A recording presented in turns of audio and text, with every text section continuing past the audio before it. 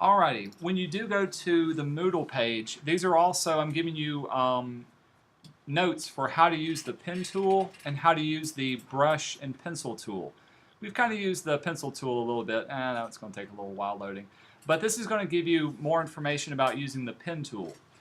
In Illustrator, the pen tool is what's called the workhorse tool. This is a tool you're going to use a lot. You're going to use it very often because very often you want to make custom shapes and custom design things rather than using the predefined things that are that Illustrator already gives to you. Also, let's see, I'll go back. We've got two different. Uh-oh. Well.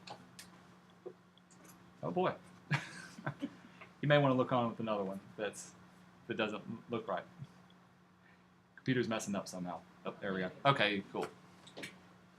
So everybody can see mine. Is anybody else's computer messing up? Okay, cool. There is, let's see, two documents you'll download. First one's called Coin Roundup, and it's an Illustrator file. And the other are 3 project files, and these are little mini projects that are zipped together. They're all in don't forget to record. one folder. Am I not recording? I am recording. We're good. Cool. Let's see. When you do download them, remember if they're zipped together, they're going to be saved as a folder, so you'll double-click the zip file and unload it. And there are 3 Illustrator files inside of that zip file. So technically we're doing 4 projects. We'll see how far we get today. These are really simple and easy to use. But they just use your creativity. So let me jump into Illustrator. I'm going to make a new document, just blank. And let me test y'all. Do y'all remember how to, oh, go away updates. Does anybody know how to make that go away? Go away. Oh, there we go. Okay. So if I wanted to clean up my my desktop, notice I've got a lot of palettes that are open, things are moved around. What's the easy way to cleaning it up? Window? Workspace? And Essentials. Choose Essentials again. And it puts everything back into order. And if you've got anything that's closed out, of course, I like mine. I'm going to double click that, bring that back up there. And you can click on the palettes, open your palettes back up. The tool that we're going to use first is the pen tool, and it looks like this.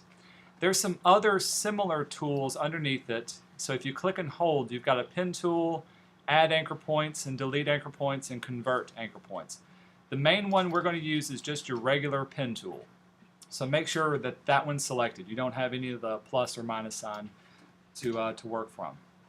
With this one, remember vector objects are used by one point at a time. You tell the computer where you want to point, and the computer draws a line between those 2 points, and you make objects that way. So the very basic, you start off by clicking your mouse just once, and it creates a starting point, and when I click again, another point is created. And as long as I'm clicking my mouse once, I can create straight lines wherever I want them to go. Very simple, very easy. If I wanted to close off this shape and finish off that entire design, if I move my mouse over the starting point, watch the cursor change. Notice there's a little circle at the bottom right-hand corner. By clicking on it again, it then closes off that path, and now this is one solid path. It's not an open path. Do y'all remember the keyboard shortcut to deselect something? How about Shift Command A? Very good. So I can deselect that. I can always use my move tools to move things around, readjust it as necessary. If I want to change up a point, you can use your white arrow and move those points around to change those up also. So with the pen tool, clicking just once creates straight lines. If you want to create a curved line, you need to click and drag. So with this one, I'm starting off there, click and drag, and that's going to bring out my 2 Bezier curves, Bezier handles. And keep in mind, there are going to be 2 of them. One on the left controls the left side of the curve. The one on the right is going to control the next curve that I create. So when I click now, there's another curve that follows it off. So just one click from there. So if I click and drag, I've got a curve. Click again, and it follows that curve. Because they're both the same, they'll be same curve again. So if I continue to click, as long as I don't drag, I'm only going to get a straight line. But if I click and drag, curved line.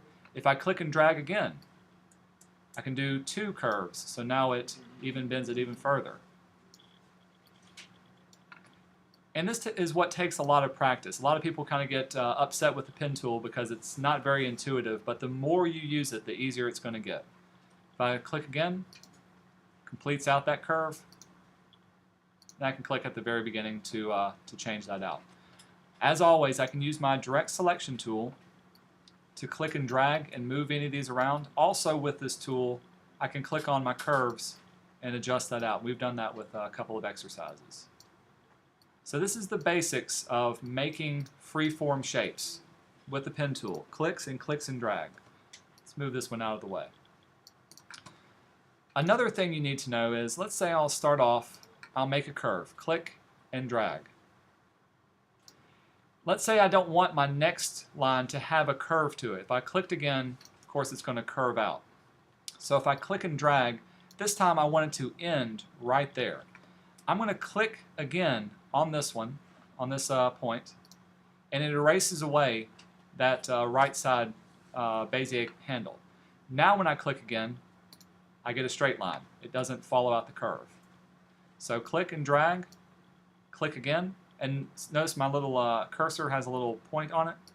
I can remove that and click again, and it falls down. I've written this on the board in case you need to remember it. Very simple. For straight lines, click, click, click. Very simple.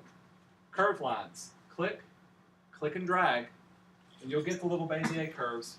They'll come out once you create them.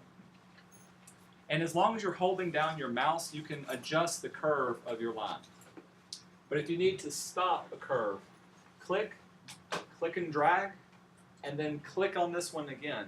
The next time you click will give you a straight line from there. Simple as that. Easy thing to use. Yeah, but the more you practice it, the more you'll remember it. Can you do that click and drag and see where the curve finishes? Sure, yeah. Do that one more time? Okay. I'll do this down here. I'll zoom in. So if I click and drag, notice that the Bezier lines are the same, just as it is on this one. So if I click again, it's going to complete the curve. Don't have to do anything else. No other click to complete out the curve. Very good question. Some other tools that you can be made aware of. So let's bring this one back in and use it. I'll move this out of the way. If you want to add points to an object that you've created, you can use your pen tool, or you can use add anchor point. I'm just going to use my regular pen tool, and you'll see why. With this one, I've got my object selected. Watch my cursor as I move close to the line. See how it adds a little plus sign? Now if I click on the line, it's going to add a point to that line. And anywhere that I click on the line, I can add a point to it. So what's the advantage of that? Well, now I can use my direct selection tool and be able to manipulate that added point that I have to it. Hey, question? Okay, you going to do my evaluation? Yes. Can you give me just a second to wrap this up? No problem. Sorry. All right, so with my pen tool, as long as I click on the line, I can add points to it and make sure the object's selected. And then I can move those points around. If I need to delete a point, I'm going to move my pen tool over a point tool. See how it's got a minus sign? This will erase away that point. And so if you have too many points or you need to change something out, that's one way of erasing away different points. Works the same for curved lines as well. If I click on this one and delete it, it'll completely get rid of that particular line. Any point that you click on. Just be sure to click right on it, not next to it. Here's another one that's going to be a little bit different. So that's adding anchors and deleting anchor points. Converting anchor points. I'm going to use this tool. If you have a straight edge and you want to make it curved, use this tool to click and drag on it, and it will create a curved line for you. It'll add those Bezier curves to it. So anything that you have, if this one's straight, you can click on it, be sure it's right on it, and it'll add that Bezier curve. Here's another fun thing that this tool will allow you to do.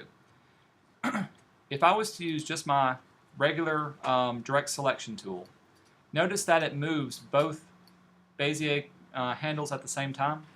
So whatever I move one curve, it'll also move the other curve. If I want to move just one Bezier handle, that's when you'll use the Convert Anchor Point tool. With this tool, you can click and drag and it only moves just that one. Pretty cool? So same thing. If I wanted to, whoop, yeah, if you go this way, it's going to cross it up. Go this way, and then you can click on it and move just one curve from there. Have I lost everybody? We're all good?